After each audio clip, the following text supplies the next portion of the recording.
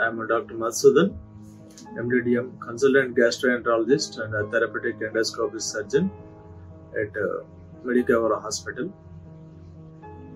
ఈరోజు మనం gastric cancer అంటే స్టమక్ క్యాన్సర్ ఏ కారణాల చేత వస్తుంది, ఎలా గుర్తించవచ్చు, దానికి ట్రీట్మెంట్ ఎలా చేయొచ్చు అనేది అందరికీ చెప్పడం జరుగుతుంది.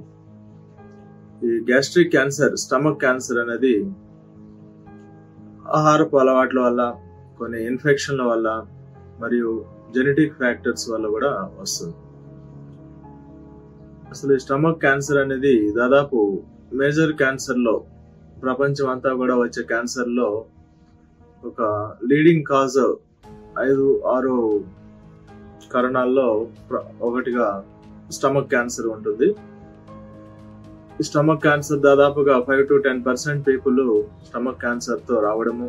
స్టమక్ క్యాన్సర్ వల్ల ఇబ్బంది ఏంటంటే, స్టమక్ క్యాన్సర్ గుర్తించిన బాగా లేట్ స్టేజ్లో గుర్తించడం జరుగుతుంది. ఎర్లీ స్టేజ్లో గుర్తించడం అనేది కష్టము. ఈ లేట్ స్టేజ్లో గుర్తించడం వల్ల మోర్టాలిటీ అనేది ఒకసారి ఐడెంటిఫై అయినాక 5 years సర్వైవల్ రేట్ అనేది చాలా తక్కువగా ఉంటుంది. ఎందుకని లేట్ స్టేజ్లో గుర్తించడం జరుగుతుందంటే, ఈ లక్షణాలు అనేటువంటివి స్టార్టింగ్ స్టేజ్లో తక్కువగా ఉంటాయి. అవన్నీ చాలా వేగ్గా ఉంటాయి.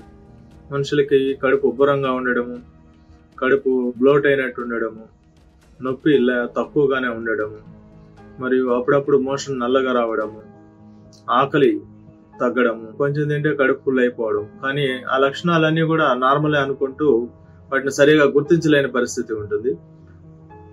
మరియు బాగా నీరసము, రక్తం తగ్గిపోవడము, ఇవన్నీ కూడా జనరల్ కారణాలలాగానే ఉంటాయి, కానీ అదొక క్యాన్సర్ లక్షణంగా మనుషులు గుర్తించలేని పరిస్థితి ఉంటుంది.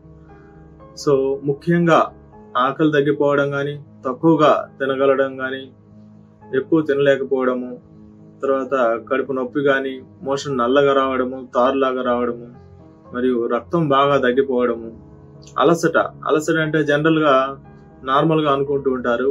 అలసట అనేది రక్తం తగ్గిపోవడం వల్ల వస్తుంది. రక్తం తగ్గిపోవడం అనేది మెయిన్ జీర్ణాశయంలో క్యాన్సర్ వచ్చి మనకి రక్తము ఐరన్ అవన్నీ సరిగా అబ్జార్బ్ కాకపోవడం వల్ల, బ్లడ్ లో మోషన్ లో బ్లడ్ పోవడం వల్ల రక్తం అనేది తగ్గిపోతుంది.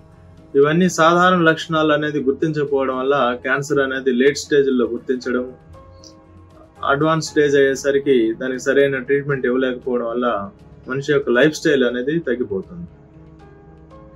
క్యాన్సర్ ముఖ్యంగా వచ్చే ఇన్ఫెక్షన్ ఏంటంటే H. pylori, హెలికోబాక్టర్ పైలోరీ అనే ఇన్ఫెక్షన్ వల్ల ఈ స్టమక్ క్యాన్సర్ అనేది రావడం జరుగుతుంది. H. pylori ఇన్ఫెక్షన్ అనేటువంటిది ఈ మనం తీసుకునే ఆహారపు అలవాట్లు జాగ్రత్తలు పాటించకపోవడం వల్ల, తీసుకునే నీటి వల్ల, వీటి వల్ల H. pylori ఇన్ఫెక్షన్ అనేది ఒకరి నుంచి ఒకరికి కూడా రావడం జరుగుతుంది. H. pylori ఇన్ఫెక్షన్ చాలా సంవత్సరాలుగా ఉండడం వల్ల యాసిడ్ పర్సెంటేజ్ తగ్గిపోయి స్టమక్ లో క్యాన్సర్ కణాలు అనేది పెరగడం జరుగుతుంది. So H. pylori ఇన్ఫెక్షన్ కూడా ముందుగా గుర్తించి దానికి తగ్గ ట్రీట్మెంట్ చేస్తే ఈ యొక్క స్టమక్ క్యాన్సర్ మనం నివారించవచ్చు. అంతేకాకుండా మెయిన్ సాల్ట్ ఫుడ్ ఎక్కువగా తినడము, స్మోకింగ్, ఈ టొబాకో చూయింగ్, వీటి వల్లనే ఎక్కువ కూడా క్యాన్సర్ వస్తుంది. సాల్ట్ ఫుడ్ బాగా తగ్గించడం వల్ల స్టమక్ క్యాన్సర్ మనం నివారించవచ్చు. ఈ జెనెటిక్ ఫ్యాక్టర్స్, కొన్ని స్టమక్ లో పాలిప్స్ అని ఉంటాయి. ఆ పాలిప్స్ ను కూడా ముందుగా మనం ఎండోస్కోపీ ద్వారా గుర్తించి పాలిప్స్ ని రిమూవ్ చేయడం కానీ, ఆ పాలిప్స్ ఉన్న వాళ్ళకి రెగ్యులర్ గా ఎండోస్కోపీ అనేది పరీక్ష చేసి ఆ స్టమక్ లో తక్కువ స్టేజ్ లో క్యాన్సర్ ను గుర్తించడం, దాన్ని క్యాన్సర్ అడ్వాన్స్ స్టేజ్ రాకుండా నివారించడం అనేది కూడా జరుగుతుంది. ఈ స్టమక్ క్యాన్సర్ రాకుండా ఉండాలి అంటే వెజిటబుల్స్, ఫ్రూట్స్ బాగా తీసుకోవాలి, సాల్ట్ తక్కువగా తీసుకోవాలి, మరియు రెగ్యులర్ ఎండోస్కోపీ చెకప్స్ అనేటివి చాలా ముఖ్యము. ఏ రకమైన లక్షణం ఉన్నా, నీరసం ఉన్నా, రక్తం తగ్గిపోతున్నా, మరియు ఏజ్ 50 years పైన ఉన్నా, మరియు కొంచెం తినంగానే కడుపు ఫుల్ అయిపోవడము, కడుపు ఉబ్బరంగా ఉండడము. ఎండోస్కోపీ అనేటువంటిది చాలా మంది భయపడుతూ ఉంటారు. ఎండోస్కోపీ అనేది భయపడాల్సిన పరీక్ష కాదు, అది చాలా సింపుల్ గా చేయొచ్చును. ఎండోస్కోపీ చేయించుకోగానే ఇంటికి వెళ్ళవచ్చును. ఒక 6 hours ఎంటీ స్టమక్ తో వచ్చి ఎండోస్కోపీ చేయించడం వల్ల ఏదైనా ఒక క్యాన్సర్ తక్కువ స్టేజ్ లో అనుకున్నప్పుడు వాటిని ఎండోస్కోపీ ద్వారా కూడా చికిత్స చేయవచ్చును, ఆపరేషన్ లేకుండా. మరియు స్టమక్ వరకే క్యాన్సర్ ఉన్నప్పుడు సర్జరీ చేసి పూర్తిగా నివారించవచ్చును.